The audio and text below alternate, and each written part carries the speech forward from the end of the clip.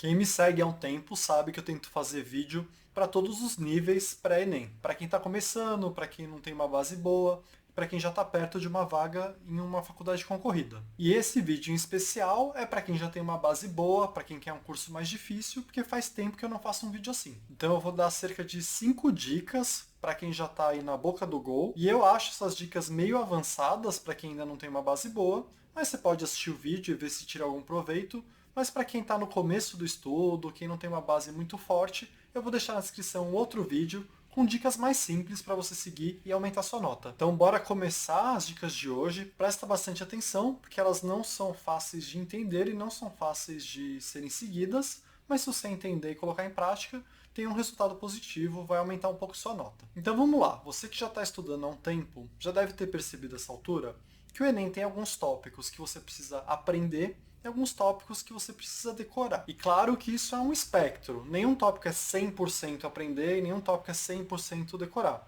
Mas alguns tópicos são mais de aprender e alguns tópicos são mais de decorar. E existe uma distinção muito grande em relação ao que você precisa fazer para cada tipo de tópico. Se é um tópico de aprender, eu não fico tão preocupado que você vai esquecer esse tópico até a prova. Porque se você aprendeu ele, se você entendeu como funciona tal coisa, depende muito menos da sua memória você conseguir fazer um exercício desse tipo na prova. Então, por exemplo, se você entendeu o que é inércia, você não precisa decorar nada em relação à inércia. Na hora da prova vai ter esse conceito e você, pelo seu entendimento, vai conseguir assinalar a alternativa correta. E inúmeros tópicos são assim. Em matemática, você tem que aprender como fazer sistemas, mas não tem nada para decorar em relação à matéria sistemas de matemática. E aqui a gente pode ficar falando sobre vários itens que têm esse perfil. Mas tem vários outros itens que você precisa decorar algo para conseguir responder na hora da prova. Então, por exemplo, história tem um tópico que chama Constituições Brasileiras. É conveniente para a prova que você saiba quais são essas constituições e quais as mudanças que elas implementaram quando elas passaram a valer. Então você vai ter aí um exercício de ter que decorar isso até a prova e não esquecer até a prova. E para vários tópicos é mais um perfil de decorar do que de aprender. Então, por exemplo, dentro dos artrópodes, você precisa saber as diferenças entre inseto, aracnídeo, crustáceo. Isso também vai ser um exercício mais de decorar. Relevo brasileiro vai ser também um exercício mais de decorar. Então dá para classificar os tópicos do Enem entre mais de decorar e mais de entender. E é de novo aquilo, tem uns que vão ser meio a meio, que é tanto decorar como aprender, tem uns que vão ser muito mais aprender, tem uns que vão ser muito mais decorar. E tendo isso em mente, vem a dica que é uma dica mais avançada, porque você já tem que ter uma base para conseguir colocar essa dica em prática. Você, quando vai estudando, vai percebendo quais tópicos são mais de decorar e mais de aprender. E é importante que você comece a fazer na sua cabeça essa separação, porque o que você vai ter que fazer de hoje até a prova é um pouco diferente para cada perfil de tópico. Então, se é um tópico de aprender, você tem que se concentrar em aprender os conceitos. E se é um tópico de decorar, não adianta você ver uma vez e tentar entender uma vez. Você precisa trabalhar esse tópico várias vezes para que você não esqueça ele. Nesse sentido, é muito mais importante que você faça a revisão dos tópicos de decorar. Então você precisa agora pegar uma lista de tópicos do Enem, ver para você quais são mais de decorar e tentar organizar esse conhecimento em um local único para você checar o tempo todo. Você precisa, para esses tópicos, colocar em prática a revisão espaçada. Você precisa de tempos em tempos checar esses tópicos de novo até a prova para aumentar a retenção deles, para não esquecer eles. E se você conseguir, fazer isso com revisão ativa. Então eu vou te explicar como eu fazia isso para você conseguir colocar em prática o que eu estou te falando e eu te garanto que vai ajudar demais. Então eu pegava uma vez por semana um período que eu começava esse período tentando fazer a revisão ativa de todos os tópicos que eu já tinha feito revisão ativa antes. Então eu sentava lá, como eu já tinha feito revisão ativa antes daqueles tópicos, eu sentava e começava a fazer essas revisões. Cada uma das revisões ativas, quando você vai fazer pela primeira vez, segunda vez, você demora para fazer. Quando você já está fazendo pela quinta vez, é muito rápido e muito prático. Então, num período só, você consegue fazer mais de 20 revisões ativas. Então, você começa fazendo uma. Aí, na semana seguinte, você vai fazer a que você fez na semana anterior e mais uma. E vai crescendo conforme as semanas vão passando. Então, eu chegava e fazia, primeira delas, Constituições. Segunda delas, as guerras e revoltas no Brasil, o local que aconteceu e por que aconteceu. A terceira delas, cada um dos filos e as características de cada filo. E vai ampliando semana a semana. Pegava um e fazia de figuras de linguagens, uma listona de figura de linguagem, o que ela significava e um exemplo. Aí pegava para botânica, cada um dos tipos de planta e as características. E aí você vai expandindo. E você vai fazendo isso para todos os tópicos que para você considera decorar. Então eu fazia também para química uma lista de separação de misturas. Cada nome de separação de mistura e o que significa cada uma delas. E aí você vai fazendo o que você achar que dá para fazer. Com o tempo, você vai fazendo num pequeno período muitas revisões. E como você vai conseguir fazer várias por vez e vai fazer em várias semanas todas elas, você não vai esquecer para a prova. Vai ser questão de graça para você na hora da prova. Então a primeira dica é essa. Pega uma lista de tópicos, checa quais tópicos são de decorar para você e quais você não está sabendo e precisa fazer esse trabalho semanalmente para até o Enem você estar preparadíssimo. Principalmente para os tópicos que mais caem. Por isso que é bom você ter também um ranking para se guiar no que é prioritário você começar a fazer. E aí a segunda dica você pode usar para os tópicos que não são de decorar. E eu acho uma dica essencial para quem tem dificuldade em natureza, para quem não consegue uma nota boa em natureza, é o jeito que você vai evoluir. Para os tópicos que são de aprender, você precisa pegar e se questionar de vez em quando se você está conhecendo um conceito, se você sabe do que se trata aquele conceito. Você precisa ser capaz de explicar para você mesmo o que significa cada uma dessas coisas. E aí é até estranho falar isso, mas o que você precisa fazer é parar e pensar a respeito do assunto. E pensar sobre ele, como ele funciona, o que ele quer dizer. Então é parar e pensar, eu sei o que é inércia, eu entendi o conceito de inércia.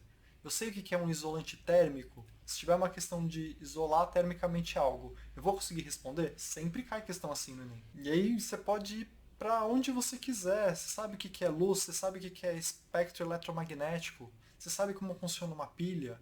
E aqui eu não estou falando de decorar, eu estou falando de pensar a respeito no assunto e se tornar capaz de responder uma questão conceitual. Que não adianta você decorar algo, você não precisa fazer conta. E aí para física e química você vai ter um monte de tópico que é assim. Então, do mesmo jeito que você vai ter que dar uma olhada em quais tópicos são mais de decorar e fazer aquele trabalho de revisão espaçada e revisão ativa, você vai ter que pegar quais tópicos são mais conceituais e se perguntar se você é capaz de explicar aquele tópico para alguém ou para você mesmo. E, em especial, os conceitos que formam aquele tópico. Então, essa dica, por um lado, é simples e, por outro, é muito difícil, muito complexa. Ela é simples porque basta você pensar a respeito desses conceitos que caem na prova. E é complexa porque nem todos esses conceitos são fáceis de entender.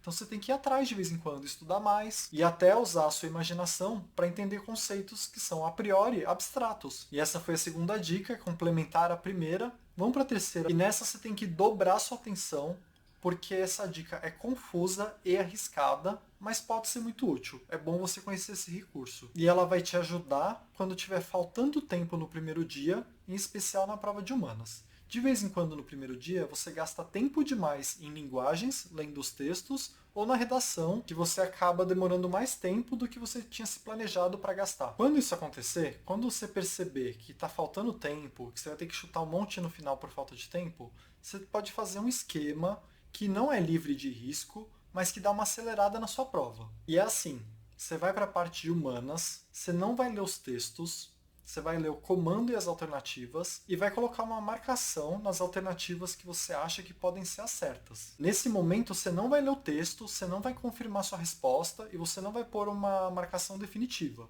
Você vai pôr nas alternativas que você acha que pode ser a certa, às vezes é uma ou duas, e você já vai para a próxima questão. E aí você vai rapidamente fazer a prova de humanas. De novo, você não vai estar pondo a alternativa definitiva, você vai estar pondo uma marcação de que talvez seja essa a questão. Mas você vai fazer a prova inteira de humanas assim, super rápido, antes de saber qual que é a sua resposta oficial. E aí, depois que você acabou de fazer dessa forma, sem ler os textos, aí você volta e faz uma por uma, você vai pegar o que você anotou e vai confirmar no texto se aquela resposta é certa ou não. Se você fizer dessa forma, e você estiver muito atrasado na prova e tiver que chutar, o seu chute vai ser muito direcionado, porque você chegou a tentar fazer a questão. E várias das questões de humanas você é capaz de fazer sem ler o texto, não é sempre que você precisa ler o texto. Então, se você tiver sem tempo no final das contas e tiver que passar por gabarito, você não vai chutar uma entre 5 alternativas. Você vai direto naquelas que você já pôs uma marcação temporária de que talvez fosse a alternativa correta. E assim o seu atraso não te prejudica tanto na prova, como ele prejudicaria se você nem chegou a tentar fazer as questões. Mas claro que assim, tem um risco de fazer isso, porque você pode ficar entre duas alternativas e não saber qual é a certa. Você tem que fazer essa passada sem ler o texto bem rápido para não te prejudicar na hora de responder definitivo a questão. Então, assim, é para quem já tem um conhecimento avançado e consegue responder muitas questões de humanas sem precisar do texto. Mas se você, por um acaso, já está nesse nível, é uma ferramenta para acelerar sua prova no dia 1. Então vai te ajudar bastante. Claro, tem esses riscos que eu já te falei. E aí, essa é a terceira dica. A quarta dica é um outro mecanismo para acelerar sua prova no dia 2. No segundo dia de prova, você vai se deparar com várias questões com conta para fazer, principalmente em matemática, mas de vez em quando em genética, de vez em quando em química e em física. Essas contas no geral, se você errar, você vai perder a questão.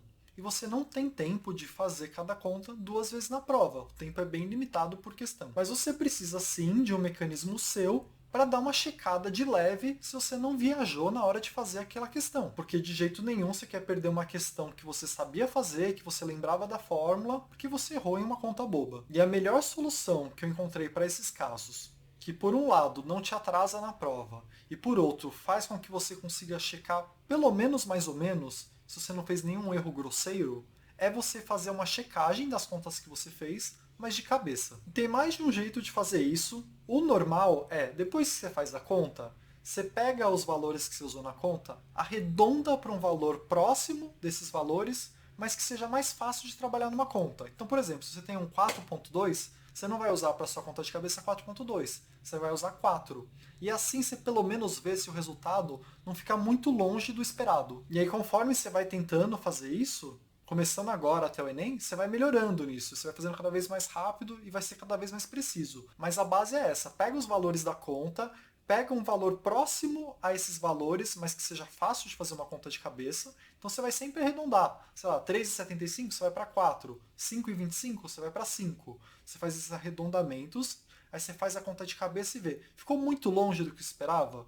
Eu aumentei um pouco na hora de arredondar. Ficou um pouco acima do resultado original? E aí você faz essa validação, e se por um acaso deu um número que você não esperava, ficou muito longe do esperado, aí você refaz a conta e evita perder um ponto à toa. E conforme você vai ficando bom nesse procedimento, que vai te ajudar a acabar a prova a tempo sem errar questão boba, você vai começar a perceber que tem um jeito ainda melhor de fazer isso, que é o jeito que no final das contas eu estava fazendo, mas porque eu já tinha treinado muitas vezes fazer do jeito anterior. E o jeito que eu fazia era um pouco diferente do que eu te falei. Em vez de fazer a validação depois de fazer a conta original, eu fazia essa validação antes. Então eu fazia os cálculos de cabeça, aí depois eu ia para o cálculo real e via se o valor dava próximo daquilo que eu tinha imaginado. E tem uma vantagem absurda em fazer nessa ordem. E a vantagem é a seguinte: se por um acaso na sua conta de cabeça dá um valor que só tem uma alternativa mais ou menos perto dessa conta, você nem precisa fazer a conta real. Mas, de novo, para chegar nesse nível, você já tem que ser bom nesse procedimento de fazer checagem de cabeça. Mas é claro que no momento que você passa a ser bom nisso, você ganha muito tempo na prova, porque você vai fazer algumas questões sem ter que fazer a conta, que demora pra caramba. Você vai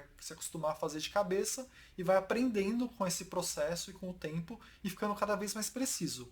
Isso ajuda muito, tanto para acelerar sua prova, como para não errar a questão boba. E essa foi a quarta dica. Então eu te passei uma dica que é um plano especial para aqueles tópicos que você precisa decorar, uma segunda dica daqueles tópicos que você precisa aprender conceitos, uma terceira dica para fazer a prova do dia 1 de forma mais rápida, um macete, que é arriscado, mas se você começar a treinar você vai ver que funciona, e uma quarta dica para você ficar melhor na prova do dia 2 e mais rápido e ter que chutar menos no final. Então vamos para uma última dica, quinta dica, que também é super avançada. E essa também é para quem já está nessa briga com o Enem há um tempão, porque exige uma base muito sólida.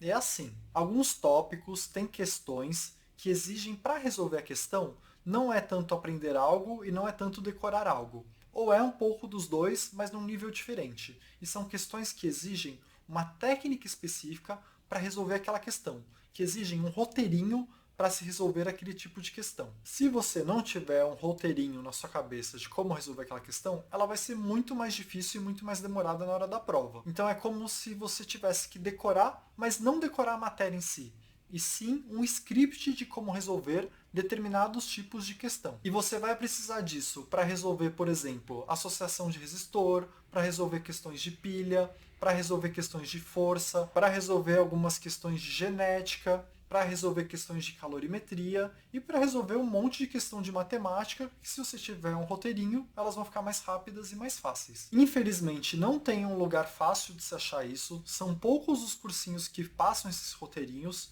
Eu passei por um cursinho que me ensinou vários deles, mas eu não tenho mais.